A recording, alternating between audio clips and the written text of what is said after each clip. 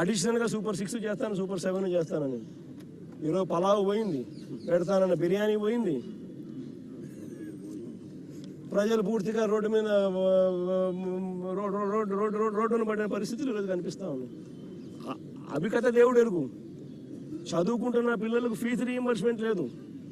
ఈ డిసెంబర్ వస్తే 8 క్వార్టర్లు. విద్యా దీవెన లేదు, వసతి దీవెన లేదు. పిల్లలు చదువులు మానేస్తూ ఉన్నారు. జీఆర్ రేషియోస్ తగ్గినాయి. ఆరోగ్యశ్రీ లేదు. నెట్వర్క్ హాస్పిటల్స్కి ఇవ్వాల్సిన బకాయిలు ఇవ్వకపోవడంతో బోర్డులు తిప్పేసినారు. మరోవైపు గవర్నమెంట్ హాస్పిటల్ పరిస్థితి ఇది, అది కూడా ప్రైవేట్కి ఇచ్చేస్తున్నాడు.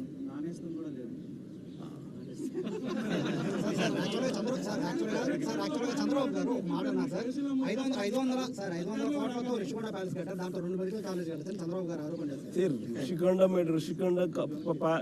రిషికొండలో నువ్వు చెప్పి హోటల్ రిసార్ట్ కార్యక్రమం ఏదైతే ఉందో 230 కోట్లు 240 కోట్లు, అది పొద్దు విశాఖపట్నానికి నిజంగా ఆనిముత్యంగా ఉంది. అదే చంద్రబాబు నాయుడు యోగా కోసం, యోగా గుర్తుందా? యోగా అనేది గుర్తుందా? ఒక్కరోజు ప్రోగ్రామ్ యోగాకు ఖర్చు పెట్టిందంట 330 కోట్లు. 330 కోట్లు. కనీసం నేనన్నా 240 కోట్లు పెట్టి బ్రహ్మాండమైన బిల్డింగ్ కట్టి విశాఖపట్నానికి తలమానికంగా ఉంది ఆ బిల్డింగ్. ఈ పొద్దు కూడా పోయినాను అనుకో, ఆ బిల్డింగ్లోకి ఎవరు పోయి చూస్తే విశాఖపట్నం అంతా పోయిన టూరిస్ట్ ప్లేస్ కింద కనపడుతుంది. పెద్ద పెద్ద వాళ్ళందరూ దాంట్లో వచ్చి నేను గవర్నర్ గారు పోయినారు అనుకో, లేదా మోడీ గారు వచ్చినారు అనుకో, లేకపోతే పుతిన్ వచ్చినాడు అనుకో, లేదా రష్యన్ ప్రెసిడెంట్ పుతిన్ వచ్చినాడు అనుకో, ఎక్కడ పెడతారు? బ్రహ్మాండమైన రాజభవనం లాంటి బిల్డింగ్ అది. 230 కోట్లతో కట్టినందుకు మాన్యుమెంట్ అక్కడ తయారైంది.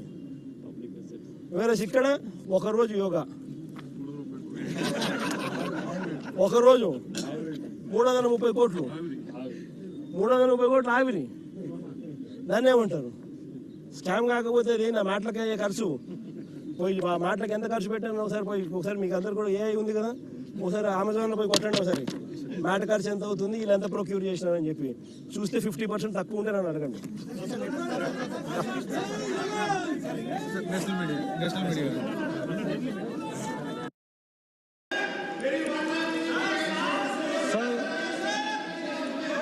సంవత్సరానికి 1000 కోట్లు కావాలా, 5 ఏళ్లకు 5000 కోట్లు. రాష్ట్ర బడ్జెట్ 2.5 లక్షల కోట్లు పైసలకి. 2.5 లక్షల వైపున వాళ్ళను కూడా ఉద్యమంలో భాగస్వామ్యం చేస్తూ వాళ్ళ సంతకాలను ద్వారా వాళ్ళ అభిప్రాయం, వాళ్ళు నిరసనను తెలియజేసే కార్యక్రమం మొదలైంది. అక్టోబర్ 10 నుంచి డిసెంబర్ 10 దాకా ప్రతి గ్రామంలోనూ, ప్రతి పట్టణంలోనూ, ప్రతి వార్డులోనూ ఈ రచ్చబండ కార్యక్రమం ద్వారా సంతకాల సేకరణ జరిగింది. నవంబర్ 12వ తారీఖున నియోజకవర్గ కేంద్రాలలో నిర్వహించిన భారీ ర్యాలీలు, తద్వారా నియోజకవర్గ స్థాయిలో ఇంకా ప్రజలను దీనిలో భాగంగా చైతన్యవంతులను చేస్తూ అడుగులు ముందుకు పడ్డాం. తర్వాత డిసెంబర్ నెల మళ్ళీ 10వ తారీఖున మళ్ళీ 175 నియోజకవర్గాల్లోనూ భారీగా ర్యాలీలతో సేకరించిన సంతకాలన్నింటినీ కూడా జిల్లా కేంద్రాలకు పంపించే కార్యక్రమానికి శ్రీకారం చుట్టడం జరిగింది. తర్వాత 15వ తారీఖున జిల్లా కేంద్రాలలో మళ్ళీ భారీ ర్యాలీలతో సేకరించిన సంతకాలను మళ్ళీ జిల్లా కేంద్రాల నుంచి ఇక్కడికి పంపించడం జరిగింది. ఈరోజు మళ్ళీ ఇక్కడి నుంచి గవర్నర్ గారి దగ్గరికి ఈ సంతకాలన్నీ కూడా తీసుకొచ్చి ప్రజల మనోభావాలను, ప్రజల నిరసనను ఆధారాలతో సహా గవర్నర్ గారికి చూపించి ఎక్స్ప్లెయిన్ చేయడం జరిగింది. ఈరోజు నేను మీ అందరి ద్వారా ఈ రాష్ట్ర ప్రభుత్వాన్ని గట్టిగా డిమాండ్ కూడా చేస్తా ఉన్నాను. అసలు ఒక మెడికల్ కాలేజ్ అన్నది అందరం కూడా రాష్ట్ర ప్రజలుగా ఉన్న ప్రతి ఒక్కరం కూడా అందరం కూడా ఆలోచన చేయాలి. మనం తీసుకునే నిర్ణయాలు భవిష్యత్ తరాలను మనం తీసుకునే నిర్ణయాల వల్ల భవిష్యత్ తరాలకు దాని మీద ఇంపాక్ట్ పడుతుంది. మనం తీసుకునే ప్రతి నిర్ణయం కూడా, లీడర్లుగా మనం తీసుకునే ప్రతి నిర్ణయం కూడా ఆలోచన చేసి నిర్ణయం తీసుకోవాల్సిన అవసరం ఉన్న పరిస్థితి. అసలు ఒక రాష్ట్ర ప్రభుత్వము, మన రాష్ట్రమే కాదు దేశంలో ఎక్కడైనా తీసుకోండి, ఒక రాష్ట్ర ప్రభుత్వం అన్నది స్కూల్ ఎందుకు నడుపుతుంది? ఎప్పుడైనా మీకు ఎప్పుడైనా ఆలోచన తట్టిందా? ఆలోచన చేయమని అడుగుతా ఉన్నా ప్రతి ఒక్కరిని కూడా. రాష్ట్ర ప్రభుత్వాలు దేశంలో అన్ని చోట్ల కూడా ఎందుకు స్కూళ్ళు నడుపుతాయి? ఎందుకు రాష్ట్ర ప్రభుత్వాలు హాస్పిటల్ నడుపుతాయి? ఎందుకు ఆర్టీసీ బస్సులు నడుపుతాయి? ఎందుకు పోలీసులు రాష్ట్ర ప్రభుత్వం ఎందుకు నడుపుతుంది? ఎప్పుడైనా ఆలోచన చేశారా? కారణం ఏమిటనంటే రాష్ట్ర ప్రభుత్వమే స్కూళ్ళు నడపకపోతే, రాష్ట్ర ప్రభుత్వమే హాస్పిటల్ నడపకపోతే, రాష్ట్ర ప్రభుత్వమే ఆర్టీసీ బస్సులు నడపకపోతే పేద మధ్యతరగతి వాళ్ళు ప్రైవేట్ ఎక్స్ప్లాయిటేషన్కు లోనై వాళ్ళు అఫోర్డ్ చేయలేని పరిస్థితిలోకి ఈ బేసిక్ నెసెసిటీస్ అన్నీ వెళ్ళిపోతాయి. అందుకనే ఏ రాష్ట్ర ప్రభుత్వం అయినా కూడా తమ వంతు బాధ్యతగా తీసుకొని ఇవన్నీ నడుపుతారు. స్కూళ్ళు కానీ, హాస్పిటళ్ళు కానీ, పబ్లిక్ ట్రాన్స్పోర్ట్లో ఉన్న ఆర్టీసీ బస్సులు కానీ, లా అండ్ ఆర్డర్ను పరిరక్షించే పోలీస్ వ్యవస్థ కానీ అన్నీ ప్రైవేటైజేషన్ చేసుకుంటా పోతా ఉన్నాము అని అంటే అసలు ఇంకా ప్రైవేట్ ఎక్స్ప్లాయిటేషన్కు చెక్ అనేది ఎక్కడా ఉండదు. పేదవాడికి, మధ్యతరగతి ప్రజలకు సేవలు అనేటివి ఎక్కడ అందుబాటులో ఉండవు.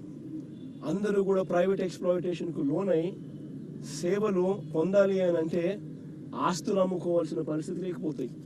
ఈరోజు మిమ్మల్ని అందరినీ కూడా ఒకటే అడుగుతాను, ఒక కార్పొరేట్ హాస్పిటల్కి ఎప్పుడైనా కూడా మీరు ఒకసారి వెళ్ళి రేట్లు ఎంత ఉన్నాయని ఒకసారి చూసారా? ఒక ఇన్పేషెంట్ కింద నువ్వు చేరాలి అని అంటే జనరల్ వార్డులో చేరాలన్నా 5,000 రూపాయలు మినిమం, ఎంత చెత్త హాస్పిటల్ అయినా కానీ 5,000 రూపాయలు మినిమం ఛార్జ్ చేస్తుంది. అదే నీకు సపరేట్ రూమ్ అనుకో, అదే నీకు కొంచెము ఒక ఫ్యాన్ గీనో ఉన్న సపరేట్ రూమ్ ఏదైనా ఒక ఫెసిలిటీ కొంచెం కొద్దిగా గొప్ప ఒక ఫెసిలిటీ ఉన్న రూమ్ ఏదైనా రూమ్ కావాలంటే అది 10,000 రూపాయలు మినిమం ఆ రూమ్. అదే ఐసీయూ లేకపోయినామంటావు, ఐసీయూలో ఛార్జీలు ఎంత తెలుసా? 30,000 నుంచి 50,000 రూపాయలు రోజుకు. ఇది మినిమం. గవర్నమెంట్ మనం 17 మెడికల్ కాలేజీలు రాష్ట్ర ప్రభుత్వం అంటే వైఎస్ఆర్ కాంగ్రెస్ పార్టీ అప్పట్లో ఒక విజన్తో తీసుకురావడం జరిగింది.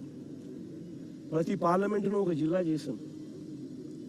ఆ జిల్లా చేయడంతో ప్రతి పార్లమెంటును ఒక జిల్లా చేయడంతో ఆ జిల్లా కేంద్రంలో ఈ మెడికల్ కాలేజ్ తీసుకురావడంతో అక్కడ మెడికల్ కాలేజ్తో పాటు టీచింగ్ హాస్పిటల్ కూడా అందుబాటులోకి వస్తుంది. టీచింగ్ హాస్పిటల్ అంటే అది ఒక మల్టీ స్పెషాలిటీ హాస్పిటల్.